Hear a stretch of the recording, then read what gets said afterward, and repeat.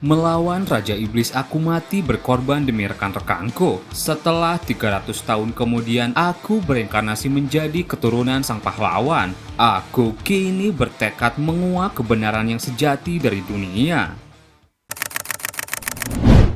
Video ini merupakan kelanjutan cerita dari part sebelumnya.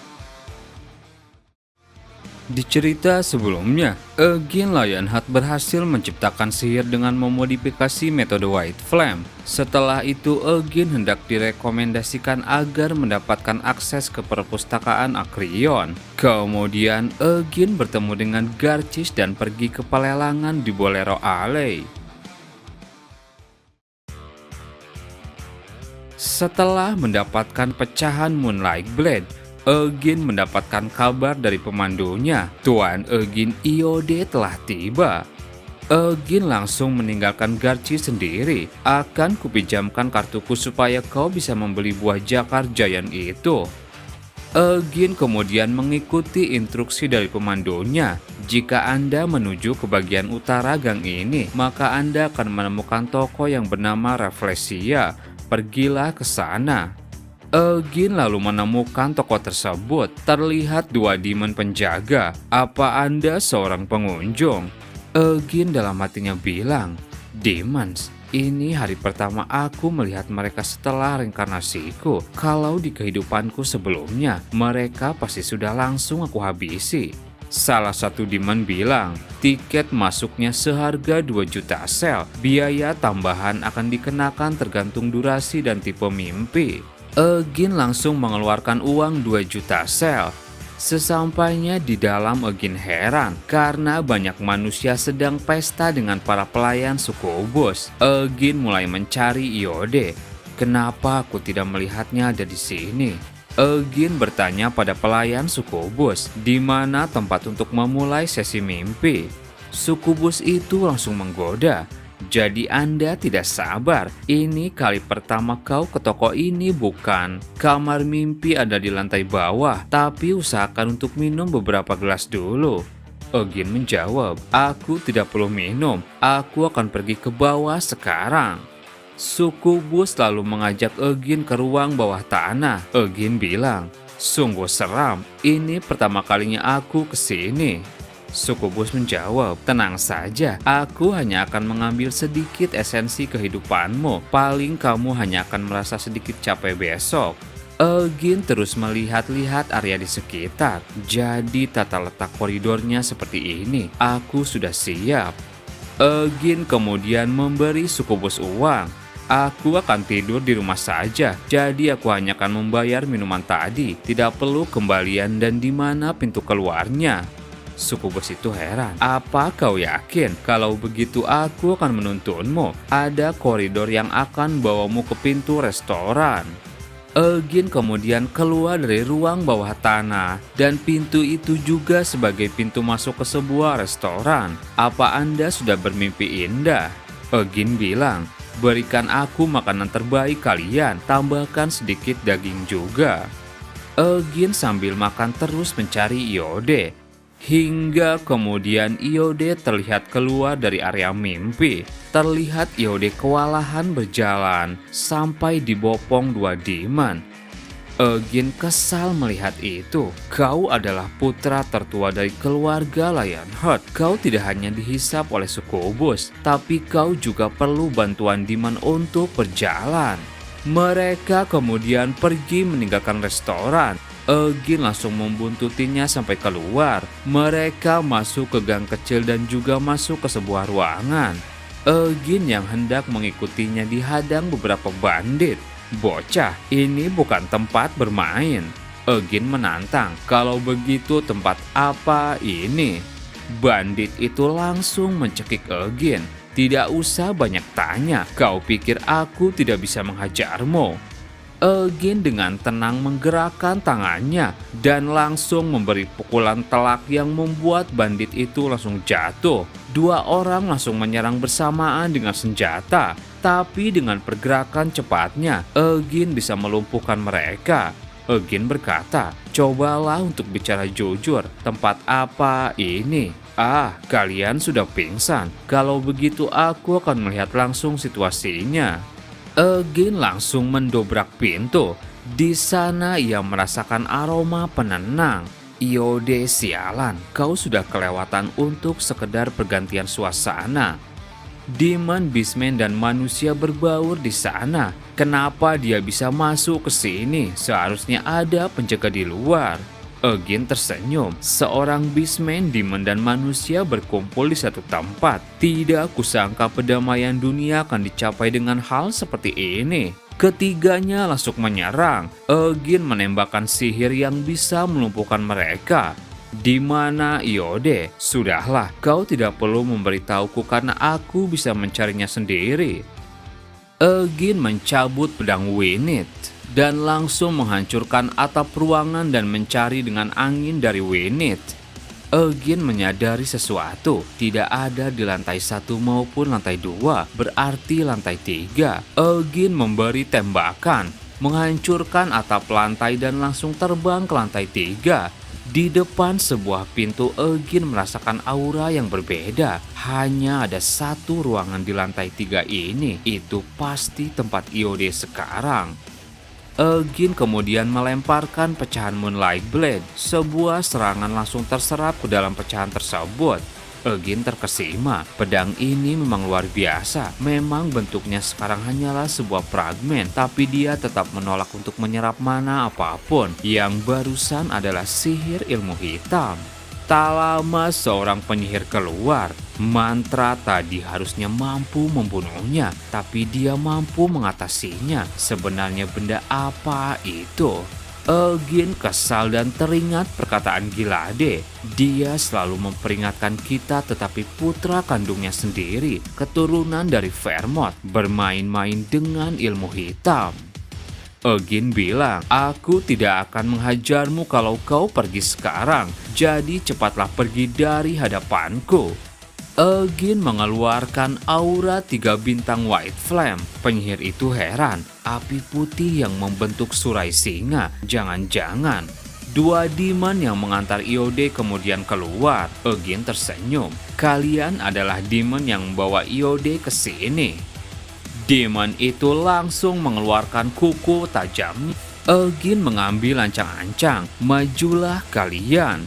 2 demon itu menyerang bersamaan. Satu tebasan Winit menghasilkan pusaran angin yang langsung membuat kedua demon terluka. Eugene langsung maju. 1 demon siap menyerang dengan cakarnya, tapi dengan cepat satu tebasan Eugene memotong tangannya. Eugene mengumpulkan kekuatan di tangan dan membenamkan muka demon dengan sihir. Setelah membereskan para demon, Eugene memperlihatkan jati dirinya. Penyihir itu mengenali, apa kau Eugene Lionheart? Eugene menjawab, pergilah dari sini jika kau sudah tahu siapa aku. Penyihir itu mulai ketakutan. Eugene, biarkan aku menjelaskan apa yang sedang kami lakukan. Eugene terus maju.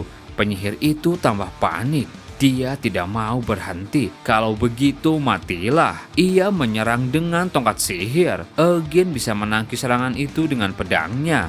Ia langsung lari menyerang. Mustahil dia bisa memotongnya dengan mudah. Kalau begitu aku bisa mati. Eugene menghentikan pergerakannya tepat di leher. Jangan bergerak sedikit pun atau kepalamu akan kupenggal. Eugene kemudian melihat Iode yang sedang berbaring. Cawan yang digunakan untuk ritual. Apa isi cawan itu? Penyihir tersebut menjawab, itu jantung unicorn. Eugene sontak kaget. Unicorn, makhluk yang mempunyai level mana dan kekuatan suci yang sangat tinggi. Sesuai dengan status legendaris mereka, nilai mereka adalah sebagai makhluk sacrifice. Eugene bertanya lagi, apa kamu mencoba untuk mengikat kontrak dengan seorang Demon King?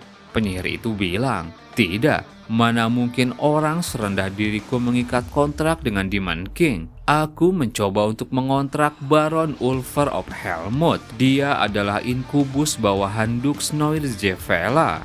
Egin mengingatnya Noir Zevela, sang ratu sukubus. Si sialan itu berhasil selamat selama 300 tahun sejak di kehidupanku sebelumnya. Helmut adalah wilayah yang dipimpin oleh Demon of Incarceration dan Apokalipsi. Levelnya memang tidak setara mereka, tapi kekuatannya cukup untuk posisi Duk.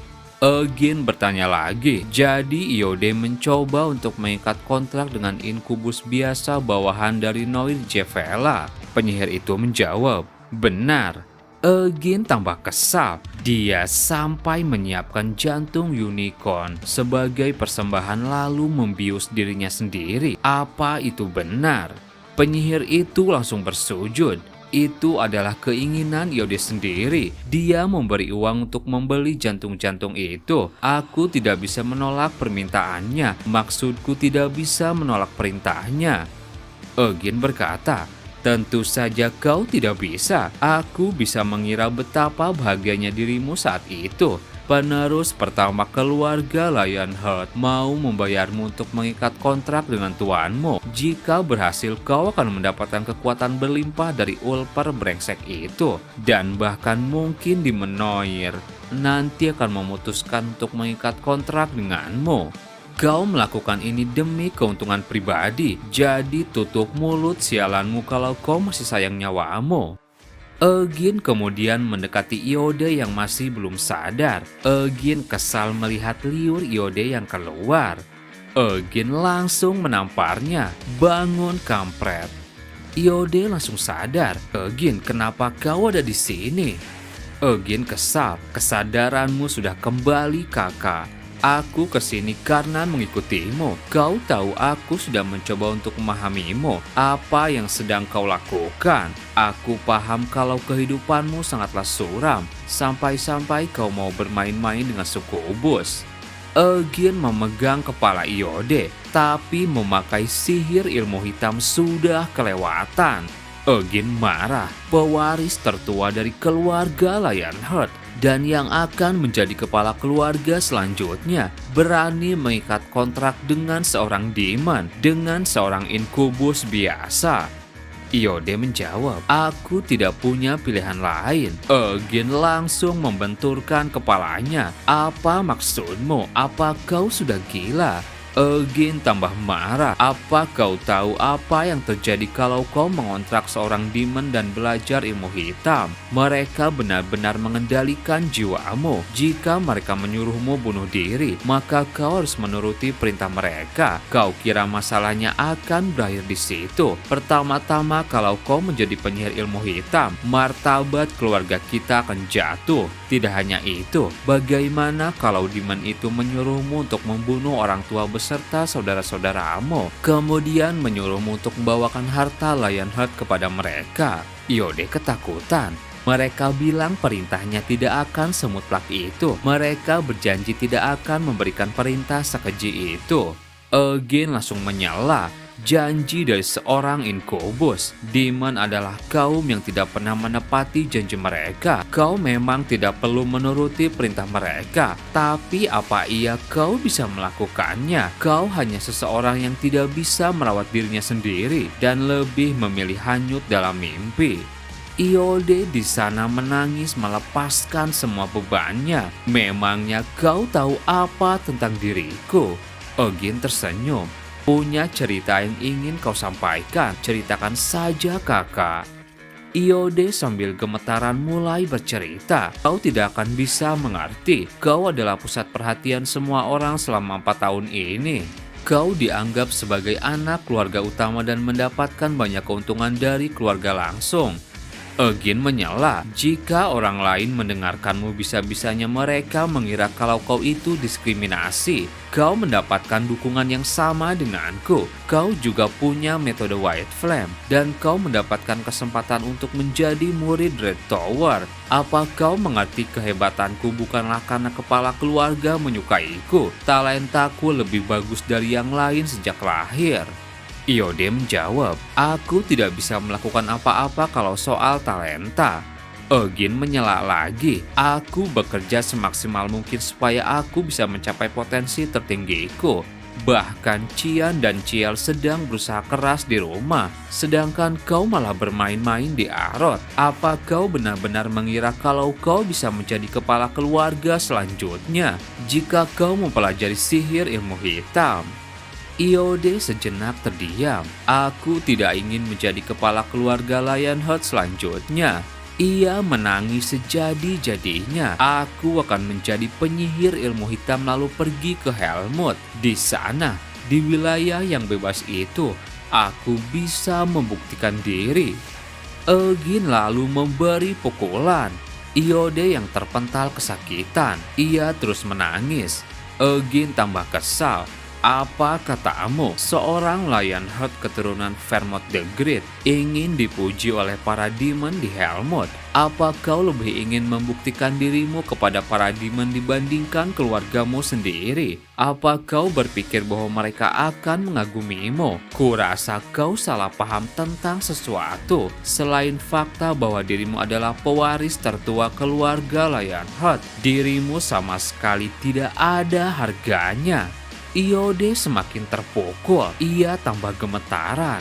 Egin terus bicara, aku tidak paham kenapa seseorang yang diberkahi dengan banyak hal yang didambakan orang lain bisa menggerutu sebanyak ini. Tidak ada gunanya untuk berbicara denganmu lagi, aku akan menghubungi Loberian.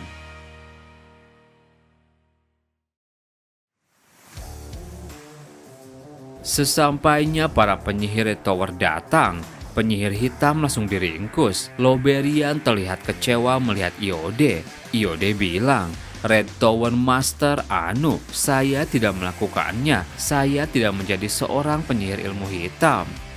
Loberian yang kecewa menjawab, tapi kau sudah mencobanya. Iode, kau sudah mengotori nama keluarga Lionheart. Kau telah menghina Gilade yang sudah mempercayakannya pada aku. Kau juga sudah meludahi para penyihir Red Tower yang mengajarimu. Dan kamu juga telah menghina diriku yang sudah berusaha sebaik mungkin dalam merawatmu. Iode tercengang mendengar itu. Tidak, saya tidak bermaksud begitu. Saya hanya... Loberian mencoba menahan amarahnya. Tolong jangan mengatakan apapun lagi. Jika kau ingin mencari alasan, tolong katakan pada Gilade dan Theonis yang akan kemari. Iode tambah ketakutan mendengar itu. Di pertengahan malam, Gilade dan Theonis tiba di Arot. Mereka semua duduk bicara. Seseorang lalu datang. Senang berjumpa dengan Anda. Nama saya Bajak Ludbert, seorang Black Tower Master.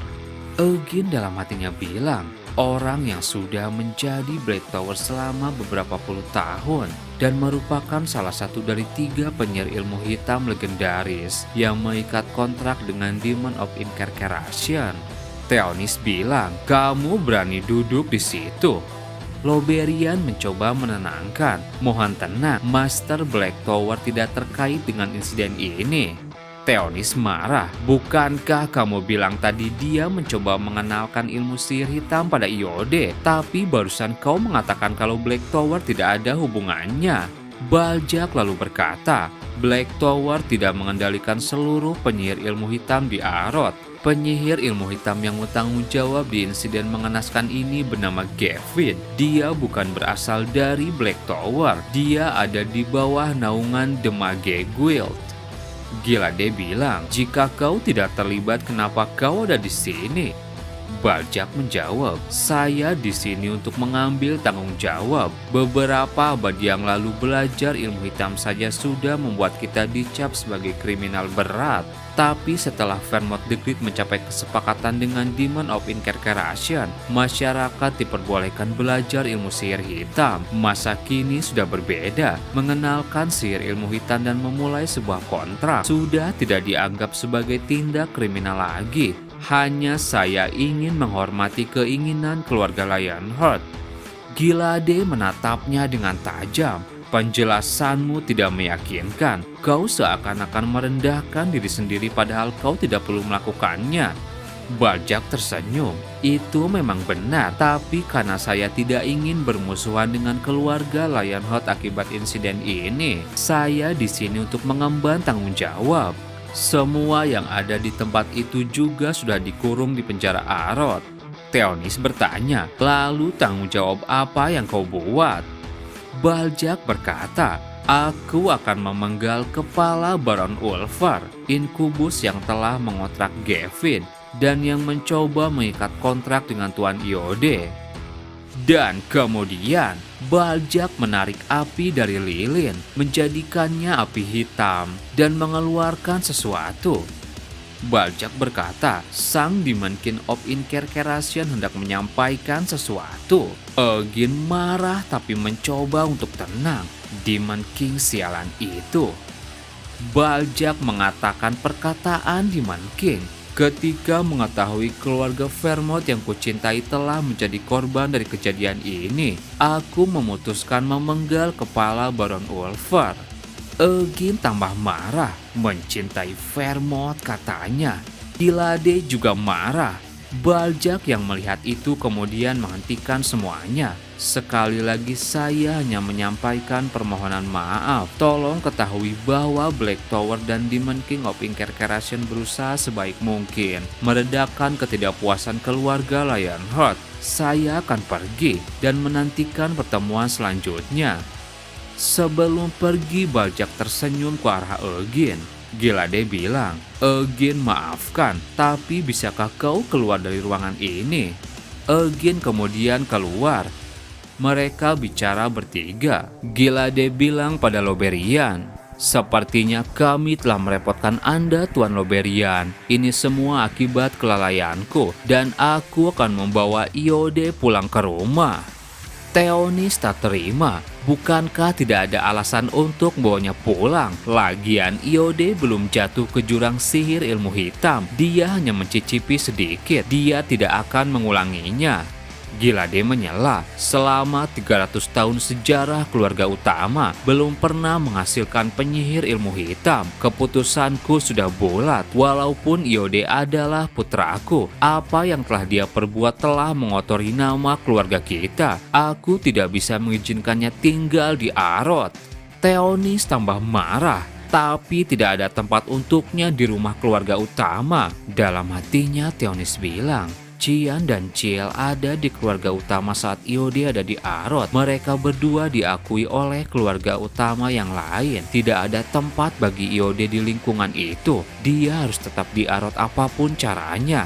Theonis teriak, kau tidak pernah melakukan apapun terhadap Iode. Kamu hanya memanjakan Anisilia, anak-anaknya dan juga anak adopsi yang sama sekali tidak ada hubungan darah denganmu. Gilade hanya tertunduk. Aku memberi anak-anak apa yang mereka inginkan tanpa diskriminasi. Aku mengirim Iode ke Arod karena dia ingin mempelajari sihir. Theonis masih tak terima. Jika kamu benar-benar peduli, harusnya kamu melakukan apapun demi menjadikan murid langsung Tuan Loberian. Jika kamu khawatir Iode akan menyeleweng, seharusnya kamu memberi seseorang untuk mengawasi dan menjaganya. Gilade pusing sendiri. Tolong berhenti menghina keluarga Lionheart dan diriku lebih jauh. Theonis masih tak mau diam. Menghina apanya? Jika dia pulang ke rumah keluarga utama sekarang, maka akulah yang akan mati karena merasa terhina. Jika kamu ngotot untuk membawa pulang Iode, aku akan bawanya ke rumah orang tua aku. Aku tidak akan mengizinkannya untuk tinggal di keluarga utama. Aku lebih memilih membiarkan dia belajar sihir di rumah orang tuaku tanpa kekangan. Gilade lalu berkata, jika memang itu keinginan Iode, maka lakukan sesuka hatimu.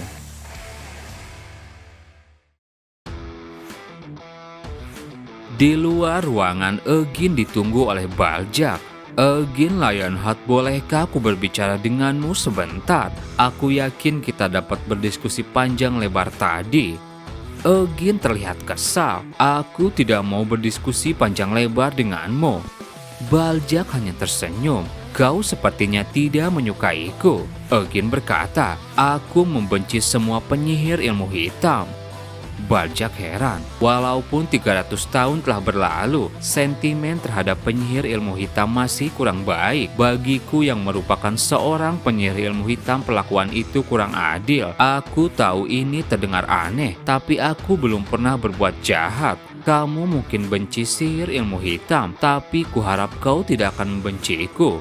Aku sudah mendengar tentangmu, Eugene. Performamu saat ritual Bloodline Continuation telah menyebar luas, dan kau sudah menunjukkan bakat untuk sihir akhir-akhir ini. Bahkan kau juga mendapatkan rekomendasi ke Acreon dari Red Tower Master. Aku tidak bisa mengatakannya, tapi kau adalah bagian dari tanggung jawab yang kuputuskan untuk kuemban. Rekomendasi dari Red Tower masih tidak akan cukup untuk memberimu akses ke Acreon. Tower Master beserta penyihir lainnya akan menolak itu dengan alasan kalau kau tidak layak. Jadi aku sebagai Black Tower Master juga akan menuliskan surat rekomendasi ke Acreon untukmu. Eugene heran, apa tujuanmu? Kenapa kau malah bersusah payah demi diriku?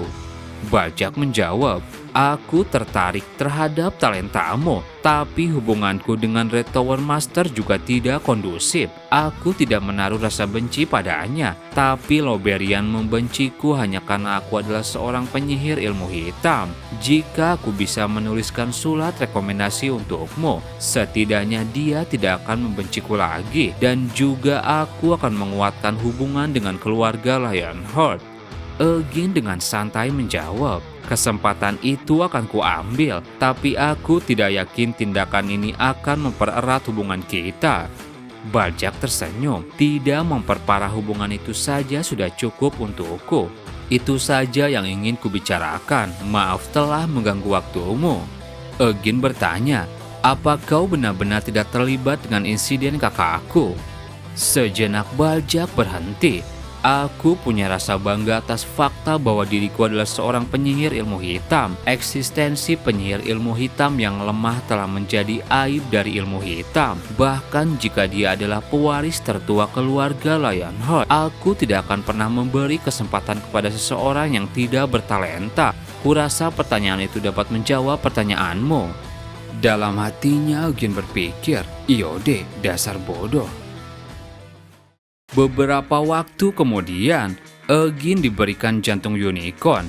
Gilade yang memberi itu. Eugene, jantung unicorn itu sekarang milikmu. Kau telah menghentikan Iode sebelum dia menyimpang. Kau pantas mendapatkan hadiah.